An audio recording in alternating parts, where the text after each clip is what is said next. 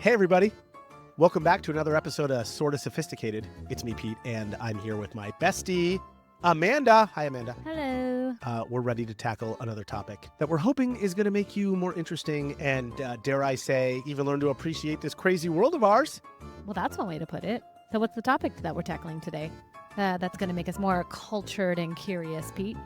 Okay, you ready for this? Wait. So today, we're diving into something ancient. How is ancient going to give us more swagger? I don't know, but can you cue the ancient music? Is there ancient music? We should cue ancient music right now. Cueing ancient music. Okay. The Winter Solstice. Oh, yeah. I'm sorry, the Winter Solstice? Yes. What is the Winter Solstice? Right? When it go from fall to winter? It's so much more than that. I don't know. You made it sound so mysterious. It is very mysterious. It is the shortest day of the year, and by default, the longest night of the year. And did you know it's been celebrated for thousands of years? Like Jesus celebrated this. Amanda. What? Well, maybe. I don't know if Jesus did. Well, I think he did. Do you think Jesus celebrated the Winter Solstice? This is actually an interesting question. Was it culturally appropriate back then? So, well, the whole idea of Christianity was like they played against it. They like used the Winter Solstice and then skewed it to Christianity. It was like, oh, the birth of Jesus, December 25th, like on or around the Winter Solstice. Let's get rid of this pagan stuff and let's start going Christian. What? This is interesting. I wonder if Jesus were alive today, if he'd be like, oh, dude, we were totally celebrating solstice. We got to know. Okay, anyway, it's basically been celebrated like since the beginning of time. Literally, cavemen were celebrating the Winter Solstice. So it's basically a whole vibe. It is a total vibe. Like, it's more than vibes. It has like deep historical meaning, like how we're connected to like our tuning fork inside our body, like nature, like cosmos. Yes, like Cosmos. I like saying cosmos. Yes, like heavy stuff, right? Seriously. So I'm assuming we're just going to nerd out on some mythology, some traditions, and maybe even some tips on how to celebrate, right? No, totally we are, right? Because that's what we do. By the end of this episode, Amanda, we're not only going to understand why the Winter Solstice matters so much to all these like really old ancient people, but we're going to make you sort of sophisticated enough to drop some facts at the next Christmas party, people. I mean, I think it definitely does check the box for being more cultured and curious. And check. I'm really excited to see, though, if this matches, because I just had a bunko night, and there was a lady there. What just happened? Yeah. Bunko? You're that lady already? I am. And I have a story about bunko, but I won't say it. Go. I'm kind of curious now. No, go. So there was a lady there, and she was talking about how she's having a winter solstice party, and I was like, what is this? And She's I think a witch. Well, and I think this is what triggered the interest for this topic today, because she was talking about her crystals and like all these stars. So I didn't know you hung out with witches. That's awesome. I didn't know either, Okay. and I was very intrigued. Yeah, well, that's why you shouldn't go to bunko nights. Well, fine. Then I guess why don't we just do the word of the day? Probably a good idea. Good old word of the day. What would we even do without word of the day? I think I'm pretty much sure that holds our whole episode together, right? Okay, so today's word of the day is hygge. Hygge, like hygge, like cozy and warm at home. The Norwegian, like, or is it no, not Did Norwegian? you just really Dutch? you just did that to me? Okay, so I'm embarrassed. Yes, it's a Danish and Norwegian word that means cozy, content, and well-being, especially during It's totally a vibe. the It's cold. like, look at you being trendy. You didn't know that was like. No, and I had no idea that you do it. I thought I was going to catch you off guard, and I lost. Okay, well, good. Good for you.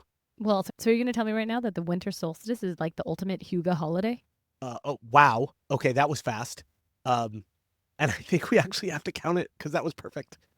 But just throw it in somewhere else to make me feel good, please, because that was like so quick in the episode. Okay. All right. Oh, shit. Wait. PSA time. Shout out to our sponsor, Daniel Goggins and Associates. He's right? amazing. For allowing us to use this studio. When you need quality workers' comp lawyers, Dan Goggins and Associates are your guys. And by the way, I have no idea if he really has associates. I just know he's like Dan Goggins. He's the man. He's the man. And then, I mean, he's got some people working here. Don't get me wrong. I mean, he's got a team of like what? Like, what is it, like 20? I don't know. There's lots of offices. All right. There's a lot of offices. He's got a lot going on. Shout out to Dan Goggins and Associates. Let's go, people. Okay, so back to the real PSA. If you have like a real word of the day suggestion, could you please email us at sortasophisticatedpodcast@gmail.com or DM us on Instagram.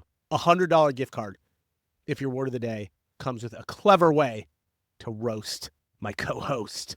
Roast the co-host, baby. Or if they come up with a word that can roast you in return, I think it's only fair. $150? I mean, no, it could be fair. It could be 100. Okay, all right. Look, we're giving gift cards if you're serious. But like what we really want to do is just use your word and promise to give you a shout out or even invite you to guest hosts with us where Amanda will definitely make fun of me in person. I don't make fun of you ever. You make fun of me all the time, and it's terrible. All right, is your PSA over? Did we already say shout out to Dan Goggins? You did. Did we say that enough? You did. We love you, Dan. Yes. Okay. Dan the man. Okay. Okay, so we can get into it already? Go for it. Or is it time to enlighten our listeners with the story behind the winter solstice? It totally is. Okay. Okay, start with the basics. Come on. Basics, people. What exactly is the whole winter solstice thing? Tell us. Okay, so like I said earlier, the most basic answer is a time when we experience the shortest day and longest night of the calendar year. Let's go. Back to back. Okay, a little longer answer. It's the moment when one of the Earth's poles is tilted farthest from the sun at exactly 23.5 degrees to be super sophisticated here, marking the start of the astronomical winter, while the opposite pole is tilted closest to the sun, marking the start of the astronomical summer. This means that while the northern hemisphere experiences its winter solstice around December 21st or December 22nd, leaving you cold and dark and sad and gloomy and depressed, the southern hemisphere is having its summer solstice, making you feel warm and wonderful and wanting to run outside and probably have sex with a bunch of people, and vice versa 6 months later. So we all knew that the Earth's dramatic lean was the reason for the seasons, or at least we were taught this in school. So when exactly then is the winter solstice? The 21st or the 22nd? Or is it like the shortest days on the 21st and the longest days on the 22nd? Okay, so it changes a little every year. It's actually super sophisticated. So we're not allowed to talk about it in this episode. So unfortunately, episode over. Done. So then can you just make it like sort of sophisticated? Okay, yeah. So sort of sophisticated, it actually occurs at a precise moment, not all day long. Like, it's not even a day. It's just like a second. Like, bam, like now, like right now. And missed it. Done. Winter solstice, over. I know. So are you ready to nerd out? Well, now I'm going to make it like a really super sophisticated like explanation. Are you ready? I guess. Okay. But like the short version? I'll go short, but I'm going to super read and nerd. Okay. The exact time of the winter solstice is determined by when the sun's elliptic longitude, its apparent position along the celestial sphere, reaches 270 degrees exactly. This is calculated using highly accurate celestial mechanics and mathematical models. Today, advanced astronomical software and tools predict the solstice down to the second, factoring in gravitational influences, the Earth's rotation irregularities, and other orbitable variations. Oh, and leap year too. Oh my God, kill me now. That's a lot of stuff. Wait. There's a specific second that this happens? Like you could actually set an alarm for it? Yeah, totally. So then can we set an alarm for it? We can't. So it actually already happened on Saturday, December 21st at exactly 4:20 a.m. Coordinated Universal Time, or like Greenwich time, like at longitude 0. That's exactly 8 hours earlier here in the Pacific, people, if you're paying attention. So for us, it was actually on Friday, December 20th at 8:20 p.m. That's the whole reason why, like, the whole December 21st, December 22nd. Oh, so is that officially the first day of winter? So good question. That's a whole thing, actually. So astronomically speaking, yes, it's the first day of winter. Winter begins with the solstice on December 20th or 21st or whatever. But meteorologically, it starts on December 1st. I'm sorry. Astronomically versus meteorologically. I know I'm using super sophisticated words. It's super stupid. What is that? Okay, so it's not nearly as sophisticated as it sounds. It's just a fancy way of saying that we line up winter with temperature patterns rather than the Earth's tilt or orbit. Like, winter starts on December 1st and spring starts on March 1st, et cetera, et cetera. You get the idea. That's like meteorologically. It's just one of those technicalities that sophisticated people love to debate. Yeah, but that's not us. No. So, No. Moving So on. we'll just go with astronomically. Yes, like if winter begins under like the winter solstice. So basically, we've got 2 winters. So there's twice as much time to be cold and miserable, even though we do live in Southern California, so we're not that miserable. But I'm going to change some gears here and ask you a question. Of course you are, because you always change gears. Because Well, you can't stay on one topic if your life depended on my it. ADHD is kicking in. Yeah. So you're going to have to give me a little bit more history on the winter solstice, because this lady, she was talking about Stonehenge, and I don't really understand. Wait, what lady? The bunko lady, I told you. Your bunko friends hanging out talking about Stonehenge? The one lady who's having a winter solstice party was explaining it, and she brought up Stonehenge. I love her. But I didn't understand the connection. Okay. So you're going to have to give us some deets here. Okay, so I got the deets on Stonehenge. Have you ever been to Stonehenge? No. Oh, look at that. And I thought you've been everywhere. I mean, they're just rocks. I in fact have been to Stonehenge. They're just rocks in the ground. Settle down. On the ground. Okay. Coming up from the ground. Right. So Stonehenge. You'd be happy to know that in Chevy Chase's European Vacation, he knocks over Stonehenge. Shout out to Chevy. Okay. So that is like a total prehistoric engineering marvel, Amanda. Did someone engineer it, or was it like, I thought it was like a natural phenomenon? No, it was absolutely engineered. Okay. It sits on something called the Salisbury Plain in England. It was built around 5,000 years ago. So it's like the pyramids. Yes, totally like the pyramids.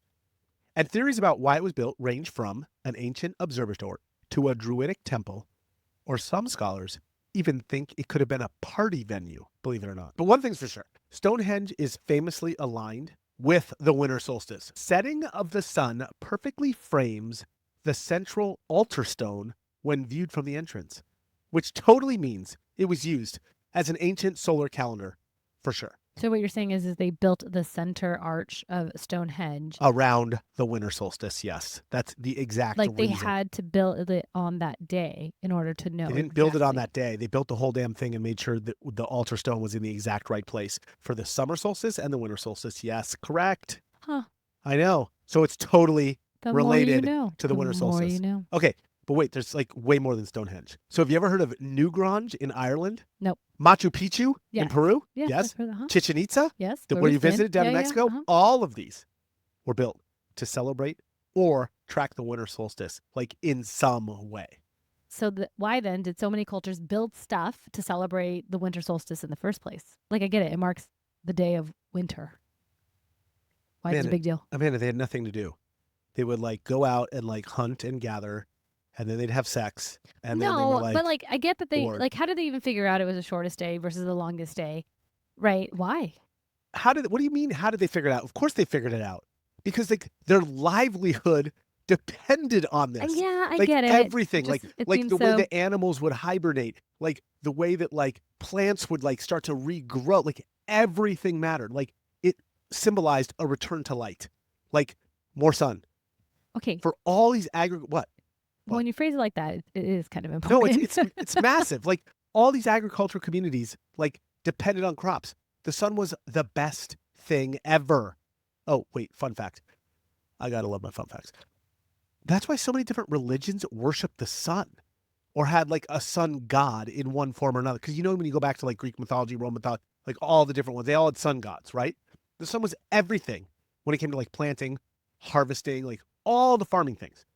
It's interesting because, again, when you phrase it like that, it makes so much more sense. And I think it's because in today's modern we don't world, we don't think about it. I don't think about it. I don't think about how important the sun is. It is absolutely, like, it is the way of our life. Okay, so think about this. Like, go the opposite way. Think about when winter came. They had to like hunt, gather, like save the hides, save the berries, bring it in. Right. Then they had to, like, literally, like, humans were hibernating, not the same way as like bears, but you get the concept. Like, they had to get through very harsh winters. So it was important. They absolutely knew like the lowest point of the sun, the highest point. They knew all this shit. Like, this is what they lived by, right? Again. And then Christianity took over, like, oh, just kidding. It's all about Jesus Christ. And I love Jesus Christ. It is about him. I'm super into Jesus, but like this mattered. Yeah. This was livelihood. It still matters. Yeah. Okay. So then why do you have a party? You have to, because when the sun came out, they would like totally have to party, right? Wait, no, because they could hunt. But this is marking winter. So why would I have a party? They party when the sun went, winter solstice was like That was the worst. That was like the worst. That was the bottom of the parabola. Right, Do so you know when what a we're parabola? Yeah, you're the yeah. math major. Okay, bottom of the parabola. Yeah, so that's when we're hibernating. Right. We're starting the Right. hibernation. No, not starting. No. Like you're at the bottom of the so hibernation starts like I don't know 2 months earlier. Like because In you're going September? through winter. I don't know. Like at the autumnal equinox. Yes. So like somewhere in September. Correct. Right. So September, October, November. Right. So you're coming out. You've got. How do I say this? So this is the bottom of You've gotten the past the worst yeah. part of the winter. Yes, you've gotten past the okay, worst okay, part of okay. the winter. Okay. That's So we're it. on the upswing. You are on the upswing. Got So it. yeah, I understand it's going to be like another 3 months before you're out of this, but like yes, that's the theory, right? Like everything's about like renewal and rebirth and fertility and warmth and sex, like everything good. It was like life triumphing, Amanda, over darkness. Oh my God, is that Hughie? Is that Hughie? No. Wait, Is it cozy? Huga? Huga? Huga? That's not. It would be Huga when Is that Huga? yeah, when they're at home and they're all nice and cozy. When they're hibernating. Oh, so the opposite. So it's the opposite of Huga. Yeah. Okay, they're my bad, getting yo. Okay, whatever. Okay, So we get that there's lots of monuments that were built, but how many civilizations actually celebrated the winter solstice? like all of them. Seriously? All of them. Yeah, seriously, like all of them. Like, okay, let me just chat GPT this like right now. How many civilizations celebrated the winter solstice? It's challenging to pinpoint an exact number, but numerous ancient civilizations across the globe celebrated the winter solstice. That's stupid. Okay, hold on. More than 1,000. Yes. It's highly likely that over 1,000 different cultures or civilizations have celebrated the winter solstice throughout history. Okay, wait. So more than 10,000. More than 10,000 civilizations? I don't know. Let That's me what check. you're trying to look it up? Yes. It's quite plausible that more than 10,000 cultures or societies have celebrated the winter solstice throughout. I love ChatGPT. Considering humanity's deep-rooted connection to seasonal cycles and the vast number of small, localized societies across millennia, countless groups developed their own unique rituals to honor the solstice. Oh my God. Okay, one more. Can I do one more? Okay. Okay. More than 100,000 question mark. I can't even like name 10,000 different civilizations, let alone like I don't know. 100? Dude, What? I don't. No. Let's go. Let's see. No. Okay. Here it is. While it's difficult to verify exact numbers, it's possible that more than 100,000 distinct cultures marked the winter solstice in some way. Okay, I was right. All of them. Given humanity's presence for tens of thousands of years, with countless small tribes, clans, and civilizations across the globe developing seasonal rituals tied to survival, agriculture, and spirituality, observe it. The solstice likely inspired widespread observance. The universality of the event, coupled with its significance in marking the turning point of winter, suggests it resonated with nearly every group attuned to the rhythms of nature. There, that's it. ChatGPT says more than 100,000. I was right. All of them. Let's go. So we know that the Stonehengians were one of The those. Stonehengians? Yeah, I don't know. TM. Maybe. Good work. I mean, I figure I don't even know who built. You know who could whoever. handle? You know. By the way, you know who our law firm should be? Daniel Goggins and Associates. They should TM all this for us. But he does workers' comp They do stuff. workers' comp. I was like, that doesn't work. Maybe he'll do TM stuff for us. What is that? Like trademark attorney. I need a trademark. You do. Daniel Goggins, shout out. I need a trademark attorney. Find one. All right. Well, What? while Dan's working on that, Yeah. why don't you give us a few more maybe civilizations that celebrated it? Because again, I can't name 10,000 of them, let alone like 5. Okay. Well, that's not true. I guess Stonehengians, you said. The Newgrangians? Yeah, that's a thing. Sure. Yeah. And then we got like, a bunch of other clans. We got Klansmen. Yeah, but okay, I wonder- you hey, have chat up. Just look it up. Okay, do you think the Ku Klux Klan, they were a clan, do you think they celebrated it? You have ChatGPT in front of you. Look it up. Okay, I will. Okay. So ChatGPT says prominent examples include the ancient Egyptians, Romans, the Norse, like the Vikings, the Norse. We talked about them Yeah. last week. Yeah. That's right.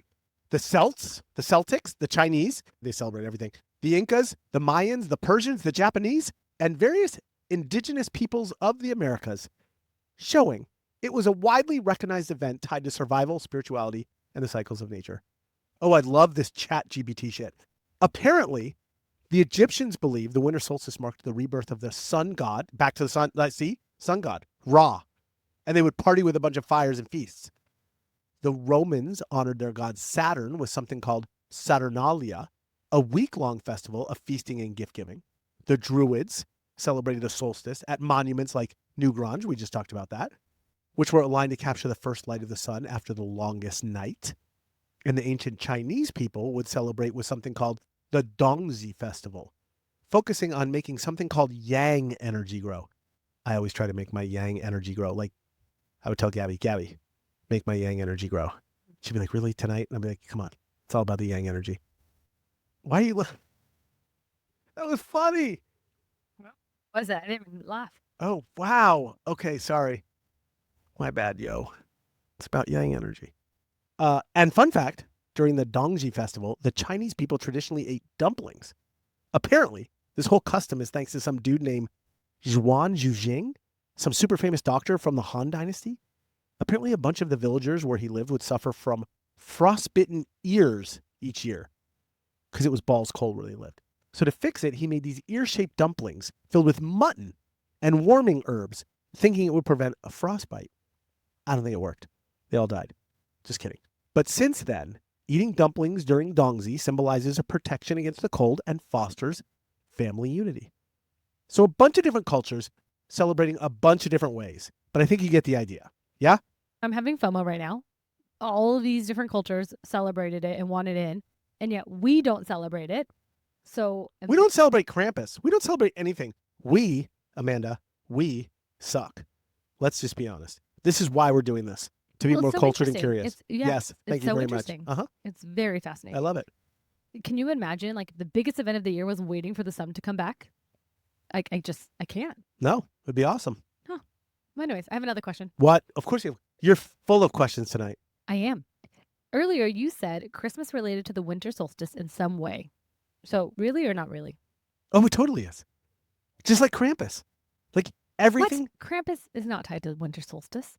Everything starts with some awesome older pagan tradition, and then we morph it into some new one that fits Christianity when it gains momentum and starts spreading all over the globe, like, I don't know, 2,000 years ago. Yeah. Right? I know. You said this, but my question is, no, but it's how real. is it tied? How is it okay, tied? So the idea of Christmas, like we said in the last episode, is related to the birth of Christ. But it's not a coincidence, Amanda, that they made Jesus be born in a manger in late December. They could have picked any other month, really, but they wanted to align it with the winter solstice. So that way, they could say, see, these traditions really are about Jesus.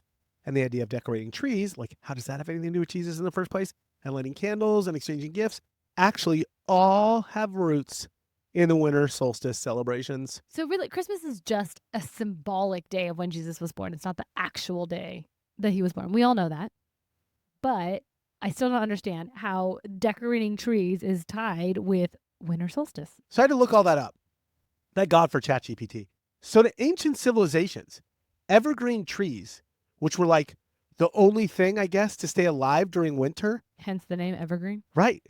Symbolized resilience and eternal life. Like everything else was either dead or hibernating.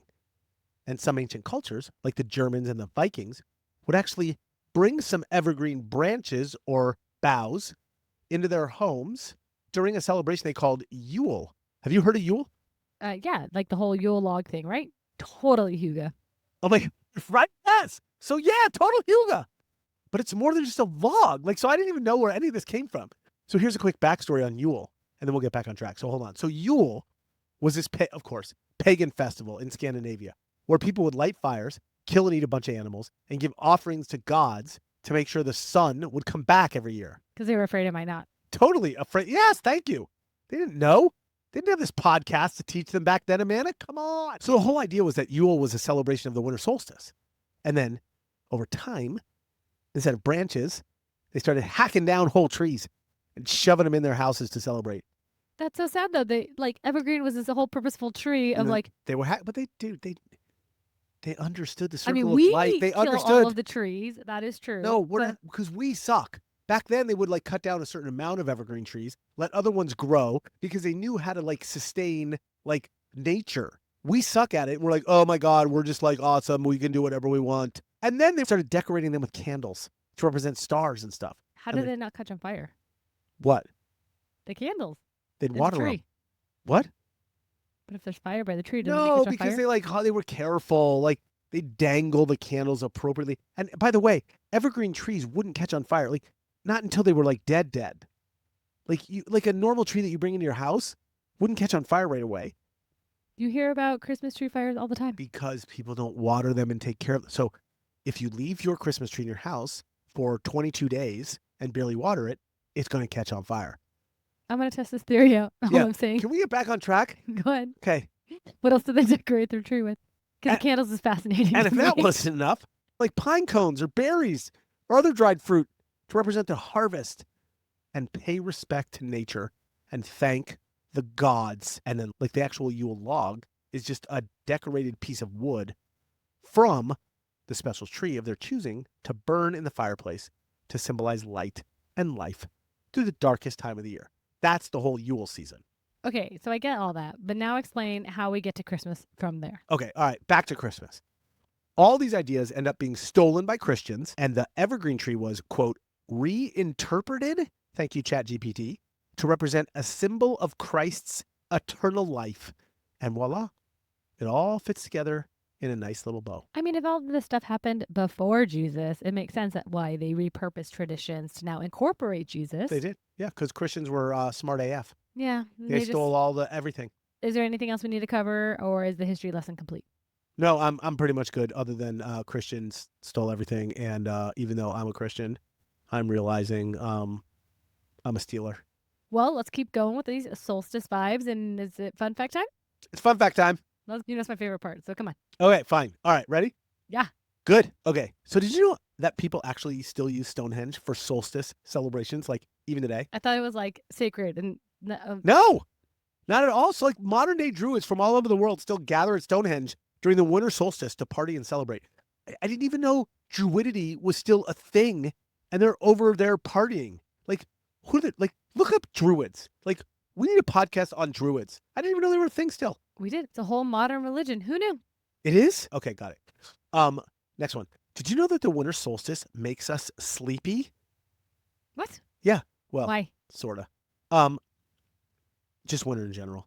Longer winter nights mean less exposure to sunlight, which reduces your body's production of serotonin, that feel-good chemical we talked about like in the psychology episode, and increases melatonin, the hormone that makes you sleepy. Your brain essentially thinks it's time to hibernate, so you feel more tired and sluggish in winter months. Thank you, winter solstice. Is that also why I think the suicide rate in Seattle is so high? Because it's always like dreary and gloomy and winter vibes. That's dark. I think that has more to do with Starbucks. But yeah. Okay. Next one. Did you know that winter nights are better for stargazing? How about that? I mean, that makes sense. Right. So winter skies, of course, are longer, but also oftentimes clearer thanks to less atmospheric turbulence due to colder weather. And both those things enhance visibility. Do you know what another fun fact? What? Like Wait, are you super fun facting me? Maybe. But December 19th to the 31st in Joshua Tree, it's a moonless night. And so you'll be able to see the stars even better. Yes. I don't think enough people take advantage of all this stuff. Right. It's totally easier to spot constellations and other planets like for way longer because of the way the Earth is positioned in the northern hemisphere. Iconic constellations like Orion and Canis Major are easily visible. And you even have a better chance of seeing the northern lights too. And by the way, the Aurora Borealis on my bucket list. Well, I know you've already seen them. Well, I'm already sad about it. I know. Have you not seen the news? How it's all just a conspiracy now about it? Wait, no, I don't know. Don't. It we're not is. doing that. Okay. Yeah, and so is COVID. Well, it shouldn't come this. Well, it shouldn't come this far, is what they're saying. And so, what we're seeing is the northern lights aren't actually northern lights. By the way, we fun facted this before, and back in like the Civil War, the northern lights came down as low as Virginia, if you remember. Oh. We were doing. I forgot what the episode was, but they were seen at the Battle of Fredericksburg. So then maybe it's not actually a conspiracy. No, because we weren't conspiracying theorying it like 250 years ago. Okay. Next one. In some cultures, it's believed that darkness allows ghosts or evil spirits to come around and move through the world more freely, which is why you hear about rituals of protection, like lighting bonfires or hanging charms on trees to ward off evil spirits. And this is especially prominent during the longest night of the year, aka the winter solstice. Is this where all the witchy stuff comes in and all the Christmas? Yes, this is your best friend who you hang out with all the time. Not my best friend. Whatever. This is where she's into this. Absolutely.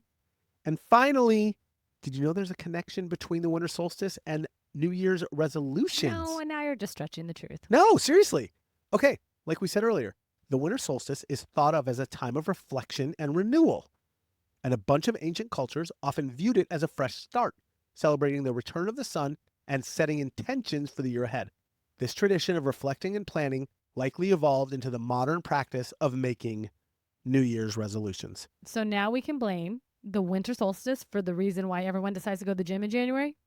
I love that. Yes, absolutely. I mean, I don't know. I don't know. Like I told you at the beginning, everything revolves around the winter solstice. Everything. All right, I got it. Anything else? Nope, that's it. All done. All right, then let's wrap it up. Wrap it up. All right, so here's the part where we talk about the few things we need to remember, or better yet, do to celebrate the winter solstice, even though it's already passed. Yeah. You So get like the take idea. notes and get ready for Yeah. next year or something. Yeah. First, hop on YouTube and find a documentary on the solstice's significance across cultures. Whether it's ancient Celtic celebrations, indigenous ceremonies, or modern interpretations, there's so much more to uncover, and it's fascinating, I promise. Second, don't be lame. Protect the planet, people. Give back to nature. Participate in or donate to organizations dedicated to environmental conservation. Wait, does that mean I have to buy crystals from one of your friends? No, it means to plant a tree or join a local cleanup at the beach or something. Okay, God. So Like long as anything I don't have to before. buy crystals, I'm fine. Yeah. So the Right. solstice is a great time, right? To reflect on our connection to the earth and take meaningful action to give back. Oh, look at you being all like culturally appropriate. I mean, we only have one earth, so we gotta I love it. give it some love. I love it. Finally, share a few of these details to make you seem sort of sophisticated. The winter solstice, occurring around December 21st or the 22nd, marks the shortest day and the longest night of the year in the northern hemisphere. It's the point when the Earth's tilt is farthest from the sun, resulting in the least amount of daylight. For centuries, cultures worldwide have celebrated this celestial event. Ancient Romans held Saturnalia, a week-long festival of feasting and merriment. In Scandinavian countries, Yule was celebrated with fires, feasts, and honoring the return of the sun. And meanwhile, indigenous peoples in North America performed ceremonies marking renewal and gratitude for nature cycles. Everyone else just cooler than us. All you gotta know. Totally. And celebrating the solstice is all about connecting with nature, your community, and yourself. It's a moment of quiet resilience, renewal, and hope, and something we can all use as we move toward brighter days. And there you have it, fellow listeners. The story of the winter solstice. The shortest day and longest night of the year. Just think. The next time someone mentions how gloomy winter feels, you can hit them with, actually, people, this is an ancient moment of celebration and renewal in like every culture around the world. So chill. We ChatGPT'd it, and over 100,000 different cultures celebrate it. I mean, who doesn't love being the person with the cool fun fact up their sleeve all the time? Am I right? Look, people, the winter solstice is more than just a calendar event. It's a reminder of our connection to the Earth's cycles, and an invitation to pause and reflect and find light in the darkest moments. Whether you celebrate with candles, partying, or a quiet walk in nature, it's a chance to honor traditions that span centuries and cultures. So if we've done our job right today, you're leaving here a little more sophisticated, maybe even ready to drop a well-timed, hey, did you know? At your next holiday gathering. Who knows? You might inspire someone to celebrate the solstice in their own unique way. If you enjoyed this episode, make sure to subscribe, leave a review, and share it with those who love uncovering the meaning behind our world's wonders. Until next time, light a candle, embrace the season, and remember, every dark night leads to a brighter day. Stay curious and stay inspired.